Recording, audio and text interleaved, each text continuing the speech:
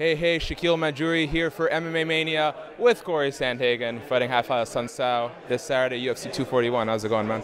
I'm doing really good. How are you? Good. I'm digging the polo shirt. Yeah, thanks. Nice touch. I can't rock them. I always get them for Christmas, and they just don't work for me. I look like a kid going back to school, I know, but I'm okay with that. It's a lot of less assuming when you get in there and mess someone up, right? Yeah. So I know you're talking to Mike Heck from BJ Penn. Have you gone to Disneyland yet, or is that the plan after the fight? The plan is to go to Disneyland on Monday.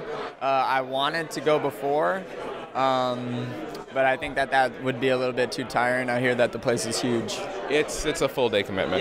Yeah, and I don't think I could deal with too many children being around me right now, so. Yeah, there's a video actually I saw like a month ago, and it was this whole family, and they all just started wailing on each other. It was the craziest thing. It was like and then someone threw a rear naked choke on someone. It was madness. I was scrolling through your Instagram, and I saw that you got your face on one of those Topps trading cards. Mm-hmm. What was that like? Because I know trading cards aren't as big as they used to be in the 80s and such, but that must have been a cool feeling to see yourself on a card. Yeah, that was a cool feeling. I'm a bit different, I guess, in the way that I see these accolades. I don't really see the accolades as, I don't get too excited about the accolades. For me, it's about, as cheesy as it sounds, the journey, the showing up every day to practice, spending time with my teammates, spending time with my coaches, and developing those relationships, and obviously becoming a better fighter too. But for me, man, that's like the important part. Like all of those other things I've never really gotten super excited about. But my parents were pretty pumped to have that card.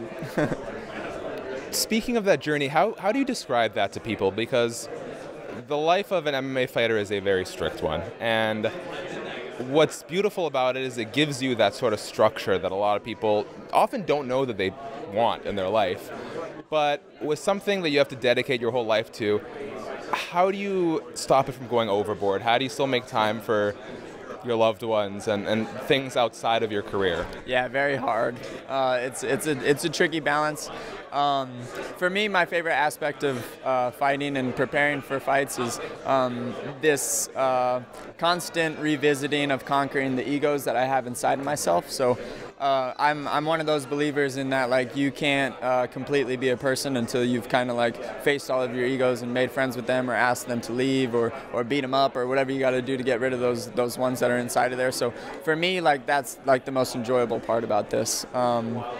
Every fight I go into, and the bigger they get, the bigger the ego, the bigger I got to face inside of that, and I'm just constantly learning stuff about myself and the spirit, and that's really one of the more enjoyable parts for me. Now, speaking of that big next fight, you're taking on Raphael Assuncao, long-time perennial contender who unfortunately sometimes, due like to that Marlon Moraes fight, a loss, but often just matchmaking, never got that title shot they needed. How did it feel to receive this offer that you were going to fight someone who very well could propel you into the title picture? Yeah, obviously super excited. He's a really tough opponent. He's not really the guy that you go into a fight and are like, wow, this is going to be a super amazing, exciting fight. You know, it's just not that type of fight.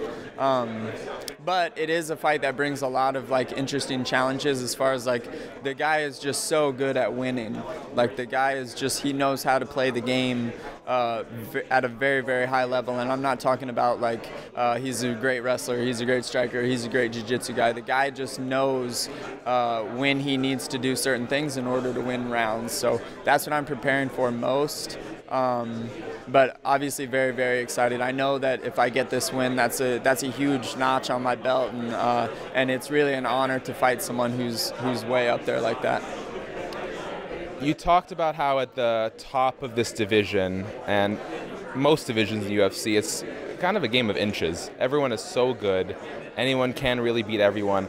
So what is the difference maker for you on fight night? If it's not, my boxing is so much better than him, or I'm such a better grappler, what is that intangible that carries you to a victory? It's maximizing advantages. The margins of being a better striker, being a better wrestler, being a better at jiu-jitsu, those margins aren't going to be too much different. What's going to be different is the advantages that you take into the fight and how you can maximize those. So me, I think I have 6 inches on Assuncao. I'm going to be much faster and I have much better footwork. So we're going to take advantage of all of those things. I always use the comparison of what type of weapon are you bringing to the gunfight. If you're bringing a weapon that's not gonna, and I'm not really a gun guy, so I don't really have the greatest comparisons. I can't help you out either. Yeah, but some guys are bringing weapons that don't have the same killing power, although they may be just as good of a shooter as I am. But I'm bringing in a weapon that has a lot more, I suppose, killing power. I understand what you're getting at. I do appreciate that we have this shared knack for bad analogies. Yeah. But totally makes sense what you're getting at. As we wrap up here, you talked about, should you win this fight, Aljamain Sterling, Peter Yan, there's this whole conversation about an interim bantamweight title while Henry Cejudo does what Henry Cejudo does down at flyweight. You're willing it out there. What do you really think are the odds, should you beat Assuncao, that your next fight is for some sort of title? Yeah. It's hard to say in the time of money fights right now.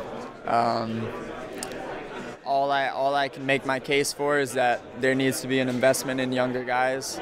We can't just keep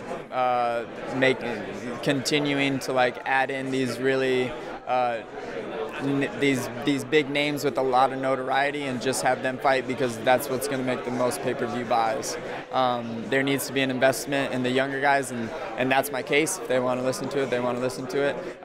That's something that I have my manager on more than anything. Thank goodness for that. Yeah, because he's the guy talking.